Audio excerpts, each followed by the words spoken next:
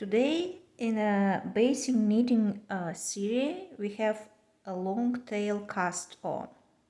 So no matter which kind of needles you're using, straight, long or circular or double point needles, you need to cast on some number of stitches before you start knitting or purling or do whatever pattern you need to do.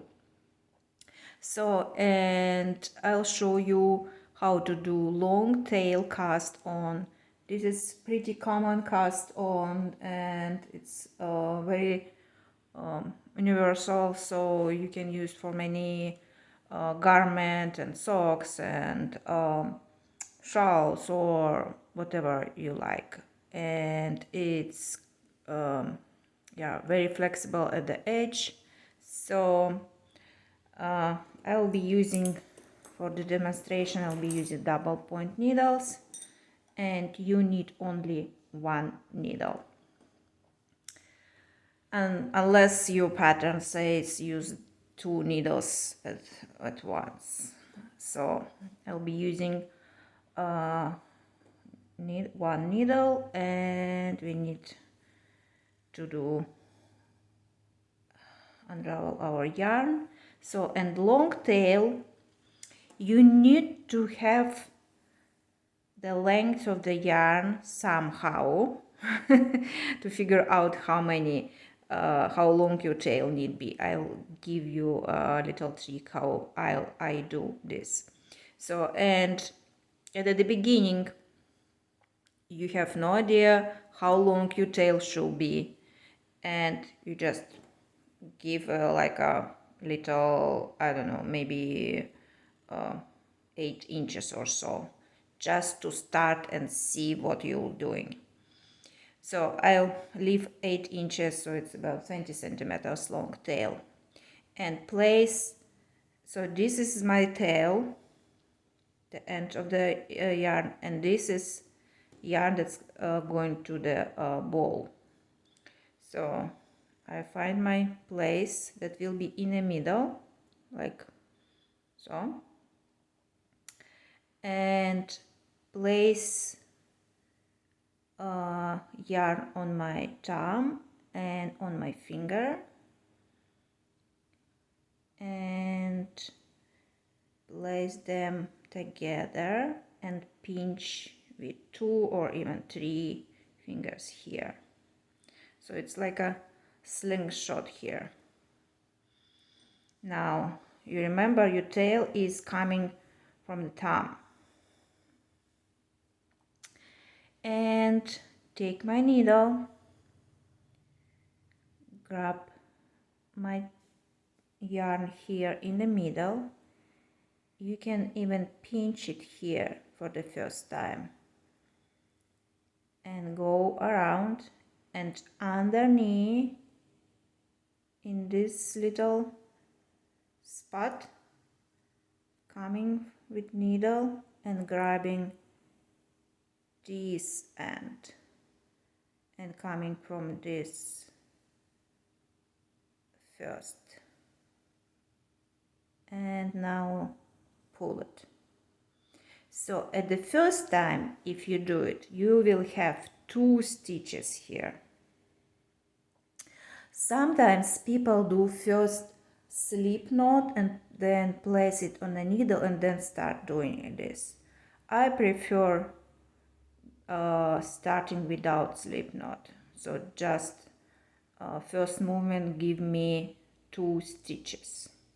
So now we have 2 stitches here, and continue. So again, my tail and my end is on the thumb, and here is the position.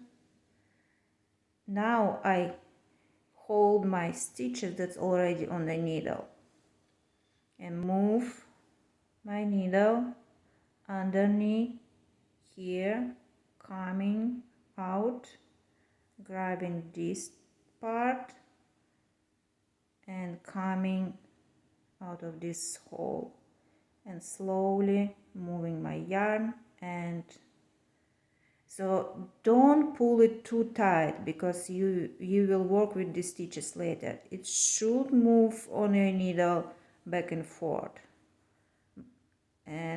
but it's also shouldn't be too tall. So and in this case it will be falling from your needle. So, and again, one more time. This is our slingshot, holding my stitches, grabbing like going underneath this first thread, grabbing my next, and coming out of this hole, and so, and continue this movement. 1, 2, and 3. 1, 2, and 3. And continue to work your stitches. But the first time I usually make 10 stitches. 1, 2, 3, 4, 5, 6, 7, 8, 9, 10. And now I have little tail that will be enough to weave in later as I finish my work. And I know how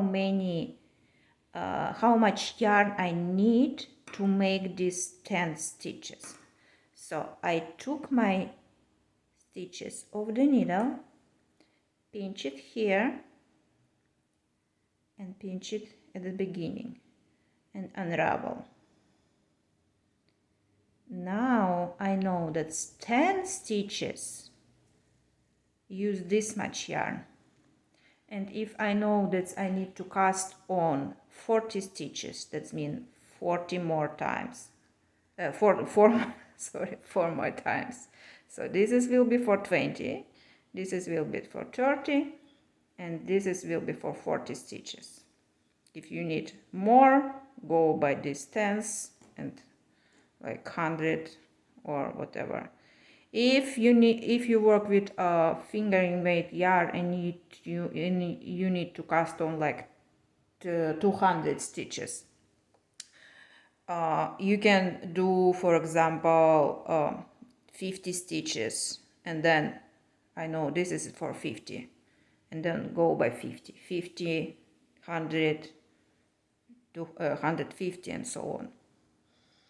So, but the beginning is usually, so you have 10 and going by tens, 10, 20, 30, 40, and so on.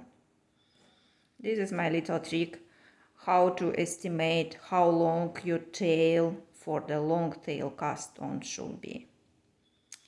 Okay, that's it.